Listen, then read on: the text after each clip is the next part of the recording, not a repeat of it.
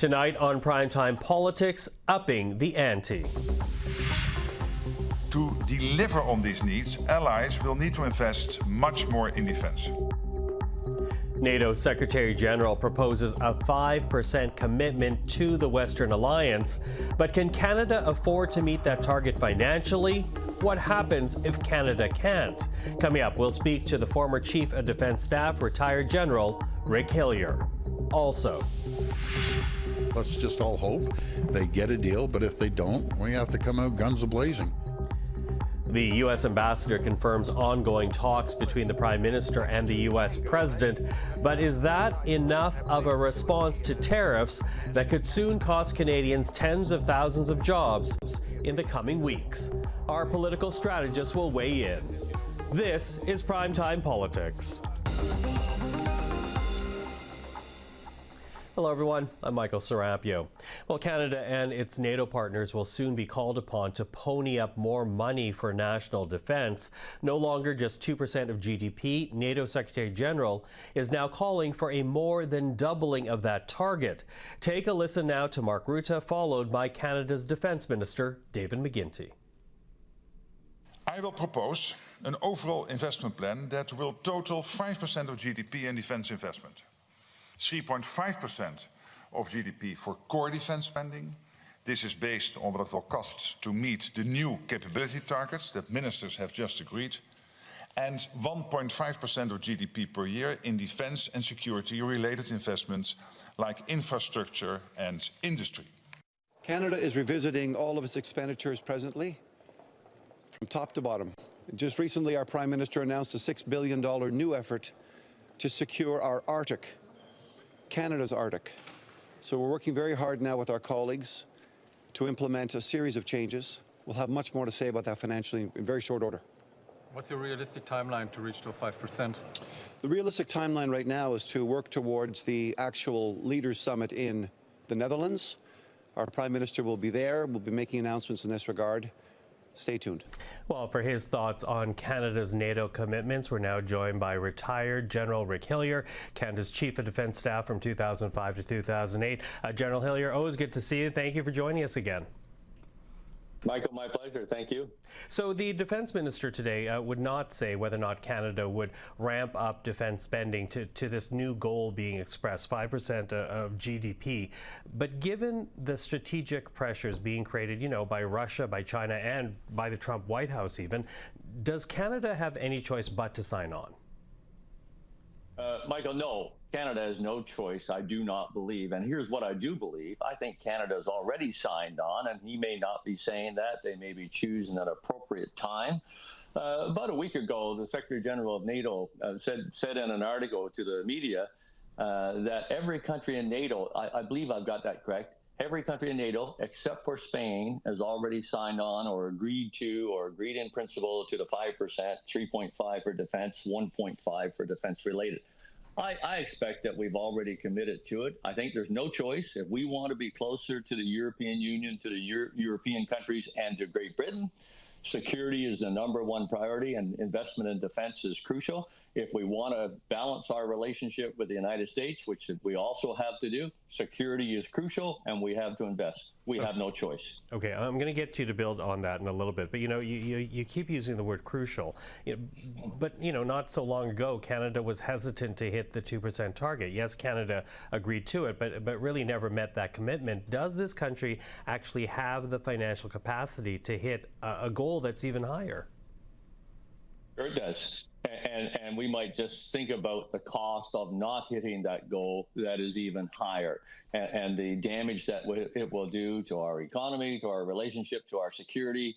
The cost would be horrendous. But here's what I would say. I think Prime Minister Carney has already talked about this when he talks about investing in Canada, and that investment then creates an income itself. What better way than to invest in our defense infrastructure, our defense companies, and the defense of Canada, including development of the Arctic, which is part of our security.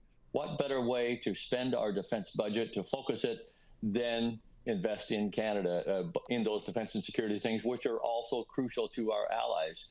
I was at a very small grouping of people in London a couple of weeks ago. Prime Minister Starmer kicked off with an address, and he said, in England, in the United Kingdom, we are going to build a defense-focused economy, and we are going to ensure that all Britons get a defense dividend because we're going to invest in industry. We're going to create high digital, the kind of jobs, the kind of economy that we want, and every Briton will benefit from that. I think we will do the same in Canada.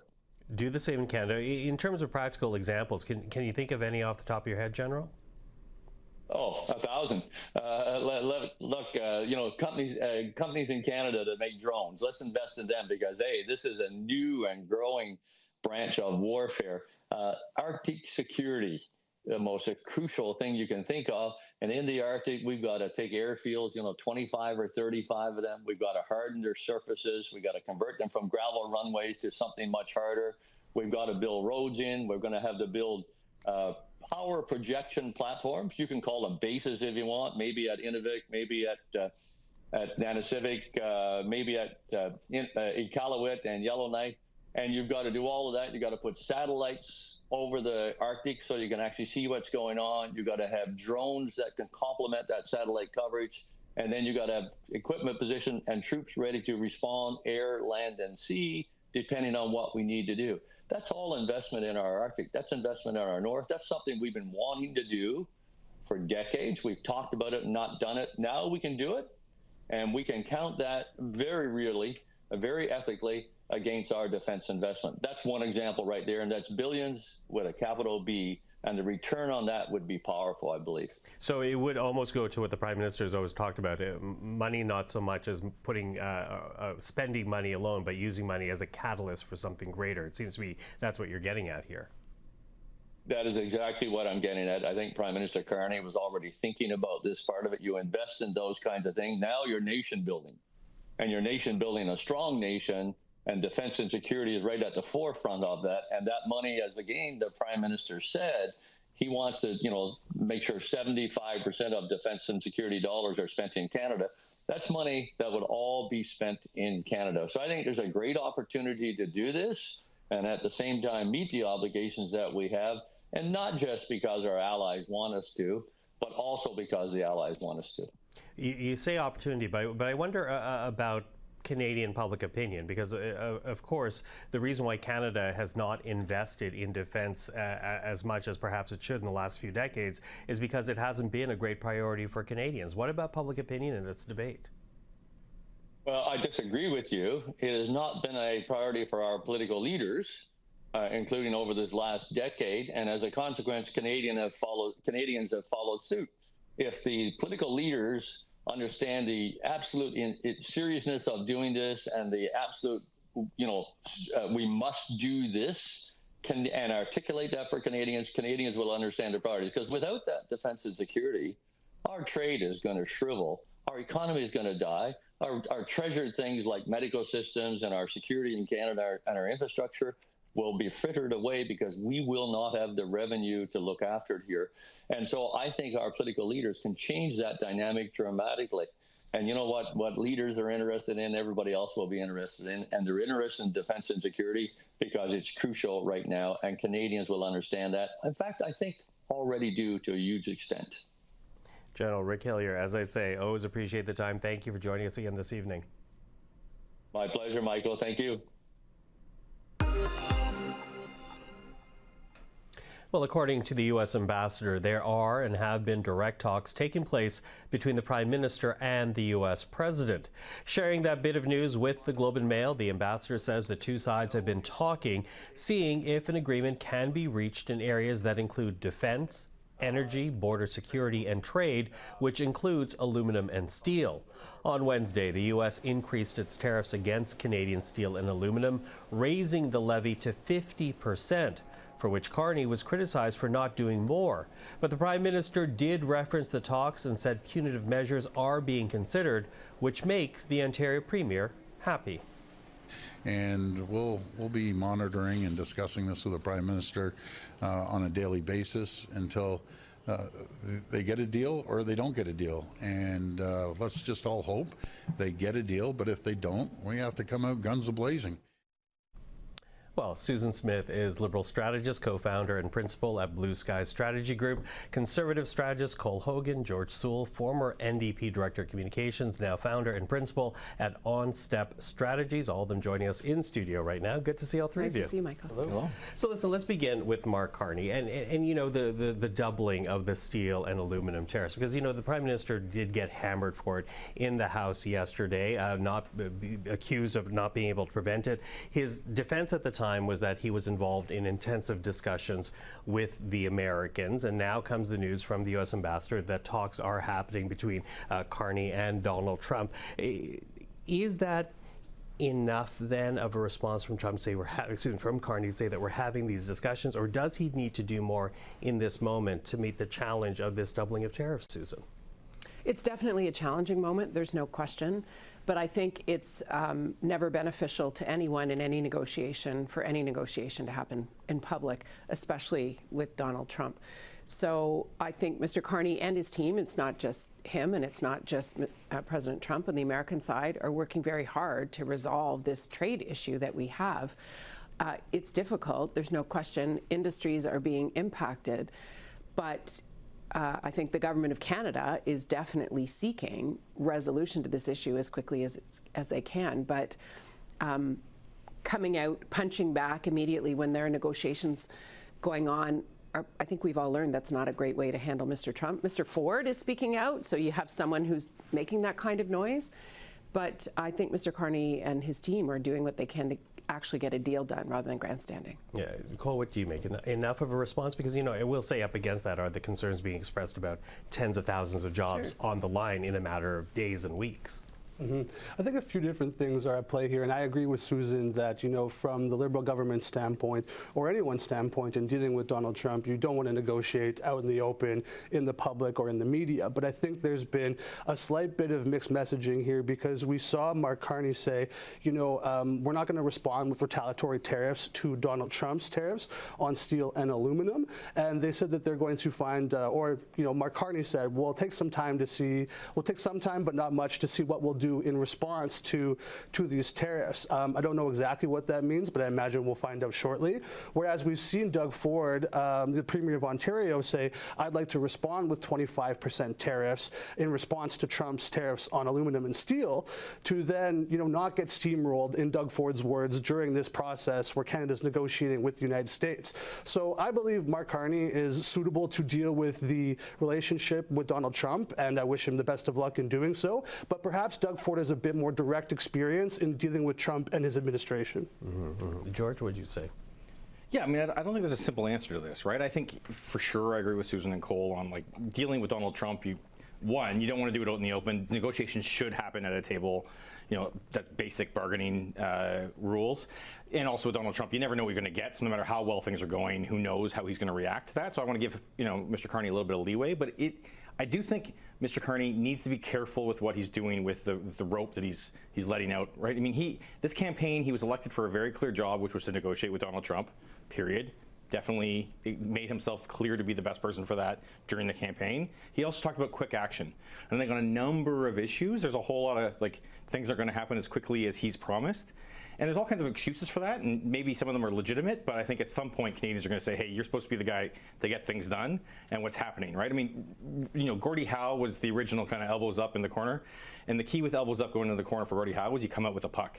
And so far, Mr. Garneau hasn't come out with the puck at all. Which actually also brings me to another topic I want to talk about, which is the First Minister's meeting, because I think it gets to what you're talking about. This promise from Marc Garneau that things would be delivered or would be accomplished at a speed that Canadians have never seen before. And then you have this meeting of the First Ministers in Saskatoon. But despite this meeting, where I think some people thought some projects would be pointed out to kind of see where a strategy would roll out, instead we kind of get what we've heard since the start of this campaign, the promise to get rid of internal trade barriers, the fact that these projects would be getting up and rolling, and if there was anything new, perhaps just the reiteration that this group of First Ministers gets on better than the last grouping with Trudeau here in Ottawa. But is there pressure on Garneau to deliver? Is he losing time here to deliver, given the expectations that he gave Canadians in the campaign, Susan? No, I don't think so. I think I think the first minister's meeting was incredibly successful, especially given the temperature that it was going in, with Danielle Smith catering to or you know, giving lots of oxygen to Alberta separatists. Mr. Carney walked away with the longest communique I've seen, with multiple levels of agreement. I was kind of trying to tally up the sectors of agreement, but they're going to speed up project approvals. They're going to work on labor market mobility. They're working to get decarbonized oil to tidewater, essentially, and as well as clean energy projects. They're talking about highways, ports, airports, pipelines, nuclear projects. I mean, these are specific things, but every province has come with their own laundry list, and I think there's a bit of horse trading that has to happen. So I think Mr. Carney has brought people to the table. Nobody has stormed away from the table, which I think, and we have to remember in Canadian politics, which is actually a good thing too. And I think there's an agreement to move things forward. And I do expect by Canada Day, we'll see the legislation get through the House of Commons for the federal areas on interprovincial trade barriers, and that will help improve the movement of things in our economy. Cole, what do you think? Yeah, all the right signals were sent at the First Minister's meeting. All the premiers displayed a willingness to work with one another and with the Prime Minister. I think that's a good thing. But expectations were set sky high, right? Like there was the expectation of some sort of a list of nation-building energy projects to come out of the First Minister's meeting, and that didn't happen. Meanwhile, we saw David Eby, the Premier of British Columbia, say that he's not too keen on a new energy pipeline. And he did not attend the First Minister's meeting. That's right. But he was at a trade mission that had been long committed to. He was the one that wasn't there. So, but that is a dissenting voice in this crowd of people. So we'll see, going forward, how Marc Garneau and his government manages the premiers when the rubber hits the road with these nation-building energy projects. George? Yeah, I mean, look, I appreciate Susan's spin on this, but even her list, there's a whole lot of it talking and agreeing, which, under any other meeting, I would have said it was a great meeting. Right? I mean, these things didn't even happen under Harper for a long time. Justin Trudeau bragged about doing them and then gave up on them because he couldn't get people to get along. Like, it is very good news that folks are getting along. But you have Doug Ford saying that the federal government should give more love to the prairies. You have Danielle Smith giving a Liberal Prime Minister a little bit of credit because at least he's opening the door to things. Like, you have premiers trying very hard to get along, which is good news. But I agree with Cole. Marc Garneau set the bar so high on this that even though under normal standards I would agree things are going well, he fell way, way short of any of the expectations that he set for himself, including right up to the beginning of the meeting. Like, there were no guarantees that came out of this. So I think, again, good work, great, but as far as the expectations he set, I think he's got to be careful because pretty soon people are going to, the honeymoon's going to wear out and he's going to be in trouble. Yeah, I think the only people that are disappointed are pundits and journalists at this point. And when the premiers aren't walking away. How dare you? I think when the premiers are walking away, when there's continued agreement, come on, if you're going to build a nation-building project, it doesn't get approved in 10 minutes. Parliament only has a few more weeks left before they rise for summer. And, the whole point of the campaign was we're going to do this quickly, we're going to do this quickly. If they rise without something accomplished, internal, and that's just federal regulations. That's not really like across the whole country. That's just federal regulations. Yeah, but the provinces would scream, Michael, if there was intrusion into provincial jurisdiction on things. But this is the point, Susan. Like, everything is exactly under normal circumstances. Things are great. He promised to get things done between now and July 1st. Okay, well, it's June 5th on my watch. There's still a few more days, every week, right? Hopefully, so. There's still a few more days. Look, yes, he said, I like the idea that you move fast and break things quickly. It's complicated in this country. We have multiple jurisdictions. No one government can slam anything through this country, and especially when you have to deal with Indigenous consultation and others. Does he not then face the danger of failing up against the standard that he set and gave to Canadians? But I mean, you have to at least give it a whirl, right? You're like, oh, I might fail, so I'm not going to try, is not the way you lead a country. So I think with people still at the table, conversations still taking place. You heard Doug Ford. I mean, they were all there with a big, long laundry list of what each province and territory thought their nation-building project would be. There's not unlimited buckets of money for federal investment. Increased cooperation between the provinces will help remove some of the interprovincial trade barriers that the provinces deal with. The feds are going to work to reduce what they can. That's more that's been accomplished in the last, 60, 100 years. No one's ever been able to do that. So I think that's a good start, but it's not over. And he still has to move the bar. But it's naive for anyone to assume that a big long list is going to come out of the meeting and shovels are going to get in the ground right away. I don't know if Canadians will agree with you on that statement. Maybe it's naive for journalists and pundits that watch it, but for Canadians who voted in a campaign, what do you say to that, Cole? Well, they're going to want to see something happen sooner than later. And the thing is, someone in this process is going to be disappointed, whether it's like the premier of whatever province. They're going to want to see certain projects move, and especially if it goes over more than one province's jurisdiction. I think David Eby is the first piece to fall in that puzzle, because we'll see premier after premier say, well, this doesn't meet my expectations, and their local and provincial politics will play just as much of a part of it. Well, and to that, even Danielle Smith, when she was pressed on it in Saskatoon, she said, because it wasn't a national pipeline, she's talking about the Western Arctic pipeline, asked about a national bitumen pipeline. She says, well, listen, I'm going to work with what I can work with right now, and that was Prince Rupert to Churchill. Whether or not that happens after what you're saying with Premier Eby, we're going to have to watch. But anyways, that is the time we have, sad to say. Journalists and pundits, how dare you? Well, if only we could get potholes and highways built so quickly, right? Imagine getting a national project built quickly. Like, everybody at home knows it takes forever to get a pothole fixed on your street or to get a bridge built. When you're taking something across this country, it takes time and it takes cooperation. If only Marc Garneau had known that before he promised it. We will watch. Susan, Cole, George, thank you very much. Thanks. Thank you.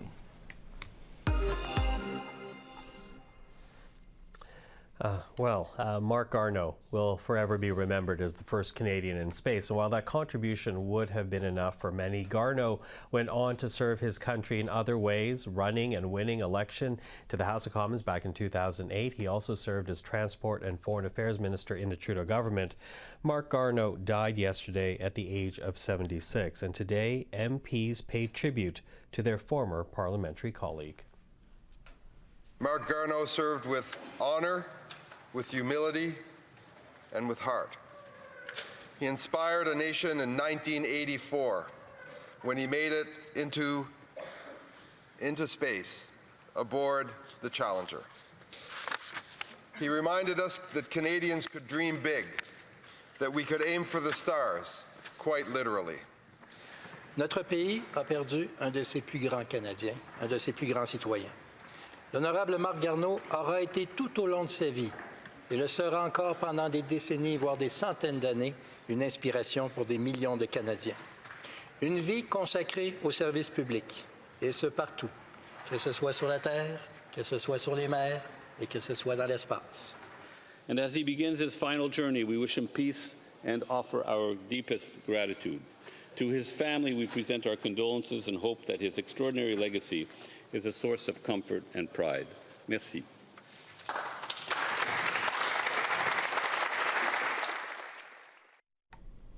Well, joining us now is Rob Oliphant. He served as Parliamentary Secretary to Marc Garneau throughout his term at Foreign Affairs. Rob, thank you for joining us.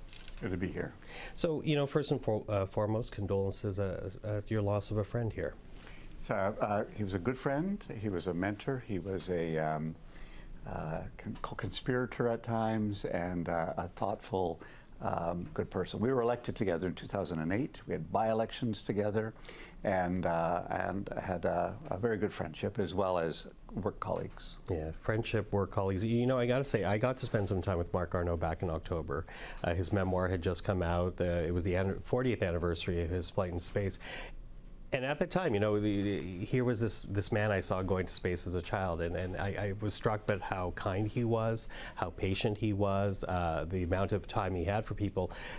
And in all that time that I spent with him, no indication that he was sick at all. So I was shocked to hear the news yesterday. Were you surprised? I was surprised as well. And I talked to him 6 weeks ago. We had a conversation. We had a conversation about the book as well, which is telling now because he told me he wrote it for his kids. He wanted his 4 children to have a sense of who their father was from kind of a biographical statement. And I think now, in hindsight, as I'm reading some of the thoughts that he was leading me into, was that maybe he was telling me some things that I wasn't picking up. Even as recently as 6 weeks ago, I invited him to come and visit my campaign. And when I surveyed the people on my team who would be the most popular cabinet minister or political leader to come to the riding during the campaign, unanimously it was Marc Garneau. Yeah. That was the person because of his thoughtfulness. He's a Canadian hero and a good politician and a friend of our riding. So there's a school named after him in my riding as well, and I like to tease him about that. Yeah, I know that school well because I grew up in Toronto. But you say you were speaking to him six weeks ago. Surprised? Did you have any indication that he was ill? Because we still don't really know what claimed his life. No, I've heard a number of stories. I've sort of put together in my own mind a kind of a history, and now I am seeing things clearly. But I think I'll let Pam and the family talk about that at the right time. Mm-hmm. I think Marc was a very private person. He was a serious person. I think he decided that he would keep this to himself, and so I will respect that. And I'll cherish the memories. We traveled together, Israel together, we sat in the House of Commons together. I was his parliamentary secretary. He carved out time for me in an incredible way. And what I liked about Marc is that he would, we had a weekly meeting. And he loved to get the news and the gossip that I would hear on the Hill because he never got it. I never got a word of gossip from him. Yeah. Not a word. So it was kind of interesting. He was like a steel trap, an engineer. He was thoughtful. I've often said if I were on a desert island, he's the guy that I would want with me because he'd get us off. Yeah. He really would. And he was a captain and a true captain. Yeah, and you were talking about how when you survey people in your staff, he was the name that comes forward. And without a doubt, people know Marc Garneau, Canada's first astronaut in space. He looked the part. He was described as a rock star by Brian Gallant of Space Canada, who had organized this event. But he was really uncomfortable with that kind of description. He was really uncomfortable with that kind of attention. He wanted to talk about space, but he never wanted to be the celebrity. Why was that? He was modest, thoughtful, came from humble beginnings. When he moved to Ottawa and we were elected in 2008, he lived with his mother here in Ottawa. And it was that was sort of a bit of a joke at times about Marc living with his mother. And that was who he was. Walked to work. Took an hour to walk. That was his exercise. But when I went around the world and I told the people that Marc Garneau was my minister and that Minister of Foreign Affairs, he was known. Doors opened because you're Marc Garneau, and I think Canada benefited from that. Canada in the world, and he wasn't minister for long. We had a year, and a lot of it was COVID time. But he left a mark. He opened up Canada's thinking on Palestinian people and making sure that we were continually readjusting our program towards a two-state solution. That was Marc taking those early steps. And I think he'll be remembered not only for being an astronaut, but being a very good parliamentarian, a very good legislator, and thoughtful. So that is the legacy he leaves behind. You, his friend, how will you always remember him? I will remember his giggle. He didn't have a big belly laugh, and he wasn't a joke teller, but when he laughed, his eyes lit up and little wrinkles in his eyes, and he loved humor. And he knew how the way to my heart was to laugh at my jokes, and he laughed at my jokes, and I will remember that. And I think he's got kids who are going to be proud of him for the rest of their lives. And we as parliamentarians should live up to his model of being a parliamentarian, being a gentleman at all times. Over the years, he became more partisan because he didn't have a lot of patience in people not getting the point. He was kind of a black and white thinker at times, but always waited till you got there and was gracious as you realized that he was right. Well, thank you for being gracious and spending your time with us. Rob, thank you for the time. Thank you for the memories. Rob Oliphant. And that is our program for this Thursday. I'm Michael Serapio. For everyone here at CPAC, thank you for watching. Primetime Politics is back tomorrow evening. Until then, take care.